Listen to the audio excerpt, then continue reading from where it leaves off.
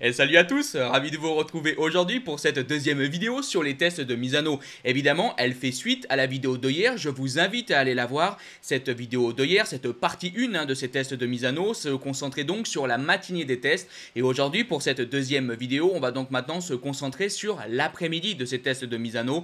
Donc voilà, je ne vais pas spécialement dans une certaine globalité répéter ce que j'ai pu dire lors de cette précédente vidéo. Elle dure environ 10 minutes, donc n'hésitez pas à aller la voir si vous voulez plus d'informations. En tout cas, aujourd'hui, on va donc se voir un peu les quelques nouveautés qu'on a pu apercevoir lors de l'après-midi de ces tests. Mais surtout, le cœur de notre vidéo, ça va être le sujet concernant Yamaha, la Yamaha 2024. Fabio Quartararo a enfin pu la tester. Il a aussi testé ce nouveau moteur. Bref, pas mal de choses très importantes. Et surtout, il a donné donc ses premiers avis sur ce prototype 2024. On va donc se couvrir tout ça. Bref, si vous voulez donc soutenir la chaîne, pensez évidemment à vous abonner, à lâcher un petit like. On est maintenant directement parti. Et on va donc commencer par Ducati et malheureusement c'est le même son de cloche que lors de la vidéo de hier. Ducati n'a pas réellement apporté de choses concrètes, on avait même aussi pas mal de pilotes mis au repos comme Fabio Di Giannantonio, Marco Bezzecchi ou encore Francesco Bagnaia. Alors bon, c'est un petit peu dommage, il va falloir attendre encore un peu, je pense que lors des tests de Valence en fin d'année, là on verra concrètement le prototype 2024, la moto 2024 du constructeur italien. Mais pour l'instant on n'a pas réellement de choses nouvelles. En tout cas on continue avec les constructeurs européens et pour Aprilia, globalement on a déjà tout vu dans la précédente vidéo. Juste je vous ai dit quelque chose dans cette fameuse précédente vidéo, c'est que normalement les pilotes Aprilia n'allaient pas tester le fameux cadre en carbone, ça devait être normalement Lorenzo Savadori qui allait le tester dans les jours qui allaient suivre, mais pas pendant les tests de Misano. Finalement on a bien appris que les pilotes usines, que ce soit donc Aleix Espargaro ou encore Maverick Viñales, allaient donc bien pendant ces tests de Misano normalement tester ce cadre en carbone. Donc on a pu avoir le cadre en aluminium, le cadre en carbone du coup chez Aprilia. Allez, on termine donc cette page des constructeurs européens avec KTM et comme le montre très bien cette image de Jack Miller, bon, on n'a pas non plus testé énormément de choses chez le constructeur autrichien. Comme lors de la matinée de Misano, on a pu voir donc les pilotes usines continuer de travailler sur ce cadre en carbone, c'est maintenant Jack Miller qui est monté dessus. On a juste vu par contre une nouvelle petite particularité, c'est que Brad Binder lui n'a pas continué totalement sur le cadre en carbone, il a bien retesté à un moment un cadre en acier. Donc voilà, on continue de faire des tests du point de vue du cadre chez KTM. Et voilà, c'est à peu près tout pour les constructeurs européens. Je sais, ça fait pas beaucoup et peut-être que vous étiez comme moi et que vous attendiez beaucoup plus de nouveautés pour ces tests de Misano. Et pas vraiment. Il faut bien comprendre que ces tests de Misano cette année, c'est vraiment les prémices des prototypes 2024, surtout pour les Européens. Vraiment, on n'a pas eu de véritable nouveauté majeure chez les Européens. Chez les Japonais, on en a parlé hier, on a eu quand même le prototype 2024 de la Honda. Pour cette vidéo, on a le prototype 2024 de la Yamaha. Donc pour les constructeurs japonais, on a quand même des nouveautés majeures.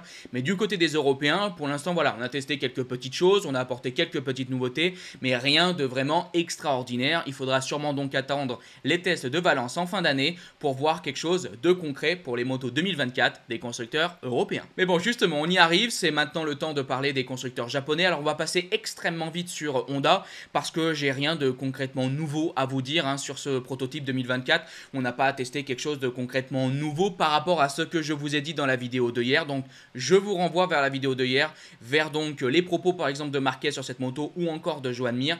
On va surtout dans cette vidéo, comme j'ai pu déjà vous le dire en introduction, se concentrer sur Yamaha. Et là, sur Yamaha, il y en a des choses à dire parce que oui, ça y est, Fabio Quartararo est monté sur sa moto 2024. Il a pu tester ce premier prototype 2024 avec par exemple un nouveau package aéro, avec un nouveau cadre, avec aussi ce fameux nouveau moteur très attendu. On va donc tout de suite se voir les propos du pilote français. Je pense que c'est la meilleure manière d'analyser les choses. Le pilote français a donc déclaré: j'ai juste testé le moteur, l'aéro et les pneus.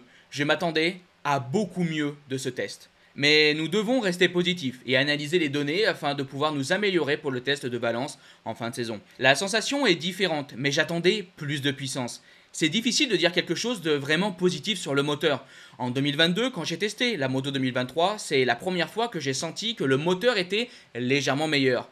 Mais aujourd'hui, je ne l'ai pas senti. Bon, alors je pense que déjà pour beaucoup, c'est la grosse clim. Et je vous le dis tout de suite, je suis absolument déprimé par ces premiers propos de Fabio Quartararo. C'est pas fini, on va en avoir encore d'autres. Mais je vous rappelle que les équipes de Luca Marmorini, qui est un ingénieur qui a travaillé par exemple en F1 avec Ferrari, qui a travaillé aussi sur le moteur de l'Aprilia, ça fait maintenant quelques années qu'on on nous tease entre guillemets ce nouveau moteur fait par les équipes de Marmorini. Le moteur 2022-2023 faisait suite globalement au moteur 2021-2020, mais en 2024, ce premier moteur concrètement fait par les équipes de Marmorini, on en attendait beaucoup, que ce soit nous, mais aussi donc Fabio Quartararo.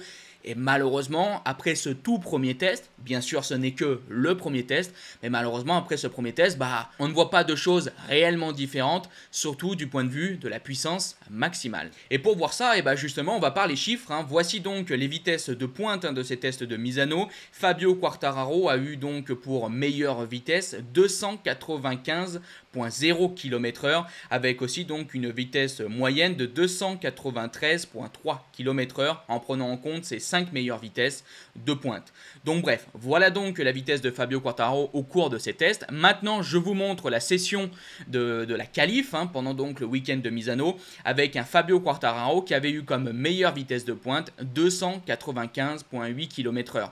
Donc globalement, vous l'avez compris, 295,0 km/h pour les tests, 295,8 lors de la Q1. Alors peut-être qu'en Q1 il avait un petit peu plus de rythme, peut-être qu'aussi il était plus agressif, qu'il a essayé de faire un meilleur chrono, je sais pas, mais bon, dans l'ensemble, à quelques kilomètres-heure près, à quelques 0,8 km/h près, j'ai envie de dire, et finalement cette vitesse est exactement la même, et je pense qu'on pouvait espérer, on pouvait attendre, et on pouvait surtout vouloir quand même beaucoup plus de ce moteur 2024. Donc bon, je vous ferai une petite conclusion juste après. On va maintenant quand même terminer tous les propos de Fabio Quartararo. Il a donc parlé déjà de la cuillère qui est arrivée sur cette moto en disant « L'une des choses positives était la cuillère sur le bras oscillant. Je pense que nous l'obtiendrons pour la prochaine course.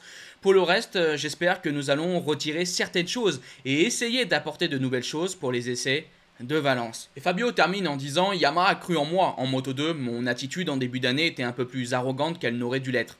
Bien sûr, nous traversons une période difficile, mais je dois rester poli. Nous voulons tous les deux la même chose. Bien sûr, c'est difficile, mais je préfère rester plus calme et essayer de trouver une meilleure solution avec tout le monde. » Je trouve ce dernier paragraphe très intéressant parce que ça veut dire que là, malgré que Fabio a été quand même assez critique, il a quand même essayé dans une certaine globalité d'être modéré. Donc j'ai envie de vous dire, qu'est-ce que ça aurait été si Fabio se serait concrètement lâché? Bon, c'est bien, je pense qu'il faut aborder les choses comme ça, il faut essayer de travailler parce que, je le répétais aussi hier, évidemment que Yamaha, eux aussi, veulent revenir au top. Et ils vont essayer de faire en sorte de revenir au top. On a vu quand même pas mal de nouveautés, on a fait quand même pas mal de choses du point de vue du moteur avec les équipes de Marmorini. C'est quand même quelque chose de très nouveau pour le constructeur japonais. Et il faut quand même le noter, on fait des efforts. Mais tout comme ce que j'ai pu dire hier pour Honda, il y a la finalité. Et la finalité, c'est quoi? C'est les chronos, c'est la vitesse de pointe pour ce moteur. Et malheureusement, là, c'est décevant.